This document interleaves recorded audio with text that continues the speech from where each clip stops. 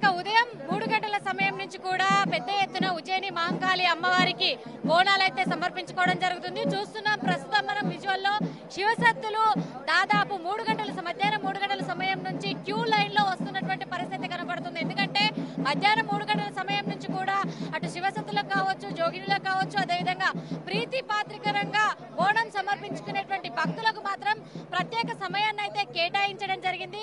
ఇక్కడ చూస్తున్నాం అమ్మవారికి పట్టు వస్త్రాలతో పాటు అదేవిధంగా బోనం కూడా సమర్పించడం జరిగింది. చెప్పండి, మీరు ఎక్కడి నుంచి వస్తున్నారు, అసలు ఎట్లా అనిపిస్తుంది ఈసారి బోనాలు? నా పేరు రమేష్ బోనం, మాది కంసన్పల్లి షాద్నగర్ నుంచి వస్తున్నా నేను.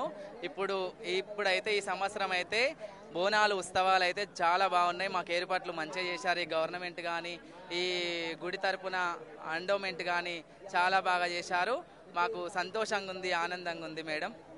ఇది చూస్తున్నాం ప్రస్తుతం మాత్రం శివసత్తులు పెద్ద ఎత్తున మాత్రం ఇక్కడికి రావడం జరుగుతుంది. రాకేష్ సంబంధించిన అంటే భవిష్యవానికి సంబంధించి కావచ్చు, మొత్తంగా చూస్తే మాత్రం ఇప్పుడున్నటువంటి ఏదైతే పరిస్థితులకు సంబంధించి కావచ్చు, మోకాళ్ళ పై నుంచి కూడా దానికి అమ్మవారికి సమర్పించుకోవడానికి అయితే గర్భగుడిలోకి వెళ్తున్నటువంటి పరిస్థితి కనబడుతోంది. శ్రవంతి.